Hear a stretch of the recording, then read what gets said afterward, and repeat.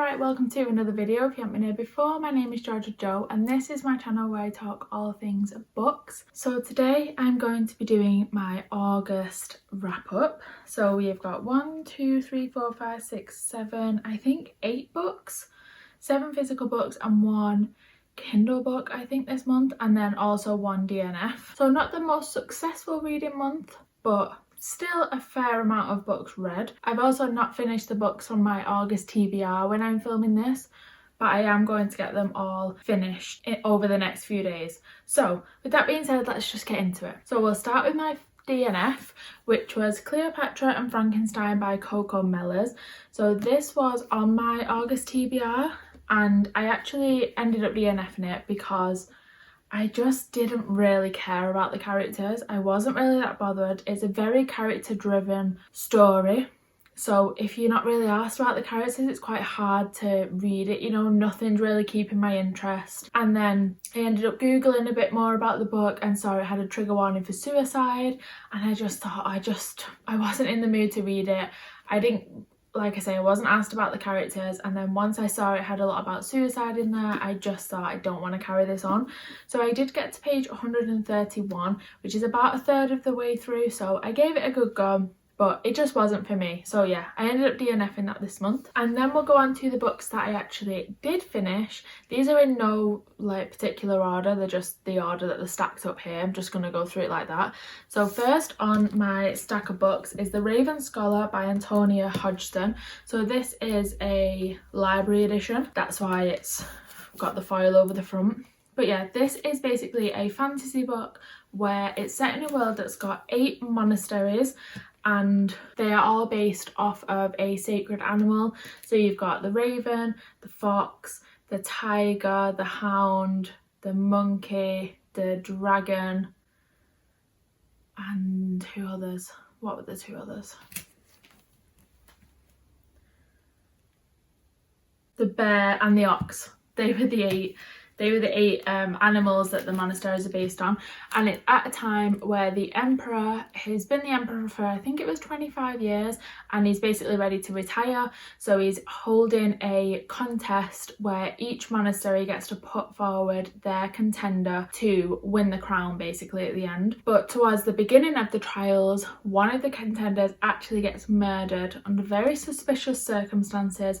So Nima Kra, who is the Raven Scholar, she's the High Scholar, she's very close with the Emperor, she is tasked with figuring it out, and basically if she works it out she could end up winning the crown, and if she doesn't then her life's at stake basically. So it's a very interesting world. It's definitely a story that kept me invested through a lot of it, but because it is such a large book, there was moments where I was kind of having to reread parts because I was almost glazing over whilst I was reading it.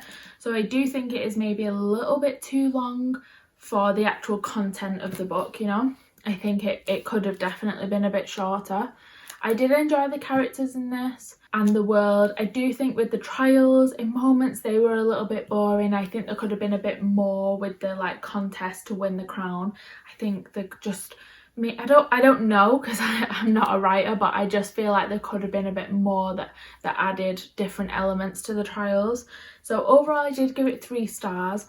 I read this, I think it may be my 24-hour readathon video. I finished this book and I did say in that video that I'll carry on the series, but I think after sort of a few days from finishing it, I don't think I probably will carry on the series. I think it would take a lot for me to carry it on, only because this is such a chunky book. I'm assuming the rest of the series is going to be chunky, and I did only give it 3 stars, and I think there's so many fantasy series out there that I either want to start or that I want to complete, so a lot of time needs to be dedicated to it. So I'm not really sure I will carry it on, but I did give it 3 stars overall. Next up we have got Sleep Like Death by Kaylin Bayron. So this is the last book from Kaylin Bayron's backlist. She has got a new one coming out, I think it's in October, but I am completely up to date with her writing now, which is very exciting. So this book we are following Princess Eve, who obviously is a princess, her mum's the queen, and she is basically the queen's guard. She's like the right hand woman to the queen. She has been brought up to, you know, learn to fight and learn to protect the queen and things like that. And then one day her mum, the queen, all of a sudden seems to be acting really unusual, not like herself. People are starting to say maybe she's losing it a little bit, and Eve sees her talking to this mirror. And in this world there is the sort of villain, is called the Knight, and he's essentially just an evil genie. Basically he grants people's wishes but for a payment, and the payment is usually worth a lot more than what he's actually, you know, given. He basically destroys people's lives with the payments that they have to pay. And then one day, out of this magical mirror that her mum is speaking to, comes out a man who's claiming to be the messenger of the night. So Eve has to sort of figure out, where's this man coming from, what's this mirror all about, what's happening with my mum, is she actually losing the plot? So it's a really interesting book. I really enjoyed it. It is very loosely based on a fairy tale. Like, a lot of Kaylin Bayron's books are really very loosely based on fairy tales, and I just think it's so cool how she can completely reimagine it and tell a completely new story but still have hints of that fairy tale that we all grew up on type thing. So yeah, I did give it 3.75 stars overall. I would really recommend Kaylin Bayron's books. Like I say, she's got a new book coming out in October. I think it's Make Me a Monster it's called. I'm not 100% sure what that one is about, but yeah, would really recommend. 3.75 stars. Next we have 7 Days in June by Tia Williams. So this book is a second chance romance. Eva, is she called Eva or Eve? Eva and Shane met when they were younger. They kind of had a bit of a whirlwind, tumultuous romance, and then I think it's 15 years later they end up reconnecting, but it ended on a bit of a sour note, their initial romance. So they've got like a lot of work to do if they want to become friends again or anything more than that. So they are both writers in this world, and they end up meeting again at this like convention basically, where Eva is not expecting Shane to be there, and I think Shane purposefully goes knowing Eva's going to be there. I might be wrong on that, but it is something along those lines. And they sort of have 7 days basically to reconnect if they want to be anything more, if they want to be in each other's lives more. Eva's also now got a teenage daughter, which obviously she didn't have when they first met. So it's just following their romance and seeing how it progresses. It's a really lovely book, really lovely. The moments where it's very emotional and the characters feel so real. I think the way Tia Williams brought them to life, it was just a really beautiful book to read. I gave it 4.5 stars. I would definitely recommend it. I do love a second chance romance personally, where you sort of have the two timelines of when they first met 15 years ago and then present day. I really enjoy that, seeing the two, like the characters as kids and then the characters now as adults. So yeah, I really love this book, would definitely recommend it. Like I say, I gave it 4.5 stars. Next we have Great Big Beautiful Life by Emily Henry.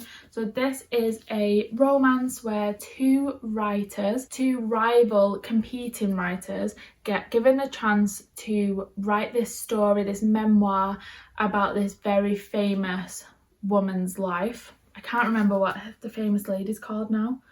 Margaret Ives, that was it. Margaret Ives. She is basically grown up. She's like an 80-year-old now, but she's grown up. Her whole family were very famous, always in the public eye, and then one day she just kind of goes missing. She drops off the face of the earth. No one really hears about her, and then she decides she wants to have this memoir written about her. So our two main leads compete to be given the job basically of writing her memoir. I really enjoyed the romance of this, of our two characters, and seeing how that sort of developed. Basically rivals to lovers. You're kind of seeing them competing but also kind of enjoying each other's company.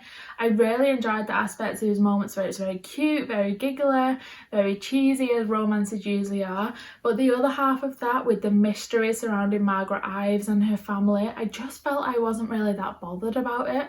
I didn't really care really about this Ives family. It's very much like Seven Husbands of Evelyn Hugo, where she's writing about her life, and I actually DNF'd that book because I didn't really enjoy it. So half of this book I didn't really enjoy, but the other half I really did, like the romance part, so I ended up giving it 3 stars. It's not my favourite book of Emily Henry's. I can understand why people really enjoy it, like the mystery surrounding this sort of family that are all in the public eye, but yeah, I just found myself not really bothered. I didn't connect really to the characters and to the Ives family. I just wasn't that interested. So yeah, I did give it 3 stars. Probably really I would maybe put that down to 2.5 because it was only half of the book that I actually liked, so therefore it should be half of the 5 stars. But yeah, I did end up settling on 3, so that's what we're going to give it. Next up, we've got 2 books from the same series, and that is Beartown and Us Against You by Frederick Backman. I love these books. I really love these books. I gave both of them 5 stars. They're basically set in this small town that's called Beartown, which is in the middle of this freezing cold, dark, miserable forest where people kind of have it's almost like an abandoned town. Like, people still live there, but you only really go into Beartown if you live there. People don't really care about it outside of it. You're not sort of traveling to go and see it. But the residents in this town love where they are from. They're very sort of loyal and protective of their town, and they have this ice hockey team that they're all massive fans of, which is the young lads basically from the school, and they are in this big competition. They're in the semi-final, and then they're hoping to go on to the final to win it.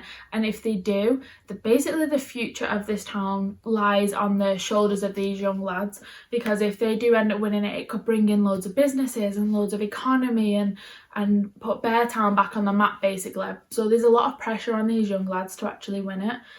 So this is a very character-driven story. It's that the plot is the characters' lives basically. But when I was reading this, I felt like I knew the characters. They felt so real. It had me going through a roller coaster of emotions.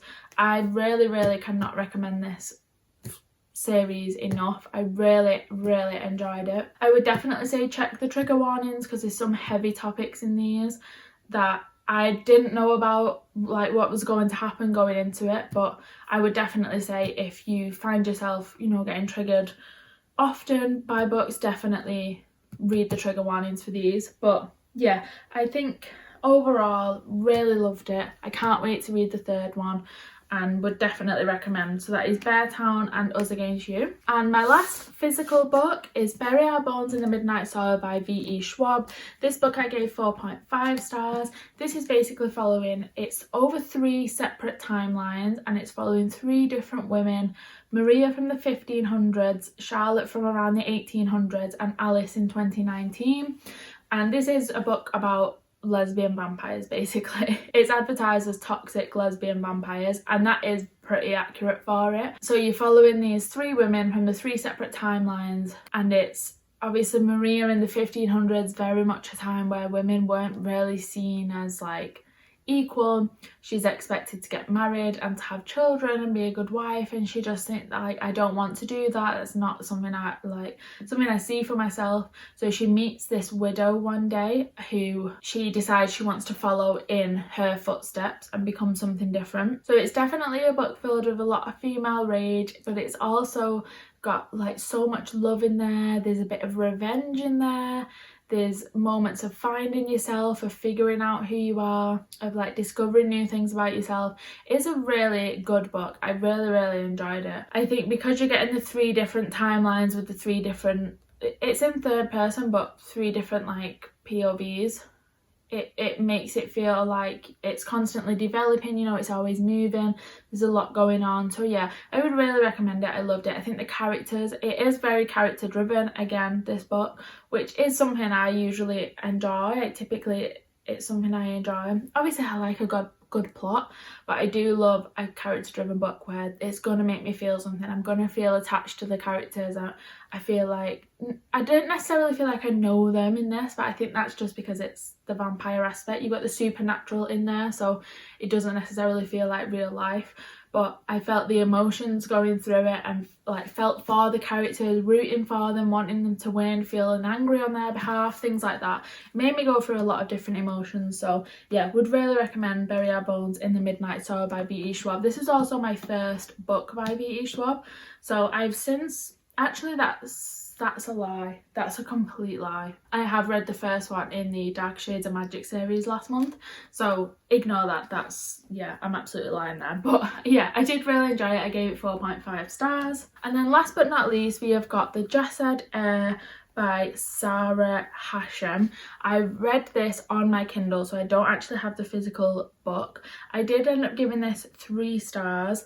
This is an Egyptian inspired fantasy romance where the Jessed Heir is, I was gonna say she went on the run, but she didn't really go on the, well, I guess she kind of went on the run. Basically all her family, she's obviously from the royal family, she's the Jessed Heir, and the Jasadis, the royal family, were all killed, but she managed to escape. But the Jasadi people have this magic inside them that is basically forbidden. A lot of them were murdered, the rest went on the run. They can't show that they've got this magic because basically the people were scared of it. Essentially they were worried because they don't have magic in them, so they decided that it was bad and that they had to get rid of them all. So she's been on the run for, I want to say maybe 10 years, something like that, a few years anyway. So Sylvia, who is the Jessed Heir, ends up coming across this Nazal soldier who is also an heir, he's the Nazal heir, and they end up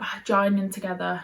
The Nazal heir is like her biggest enemy, and they end up joining together because the Nazal heir basically says, you're either going to be my contender in this big trial thing coming up, or I'm going to tell everyone you're a Jasadi and I'll murder you, basically. So she doesn't really have a choice. It's kind of the illusion of choice.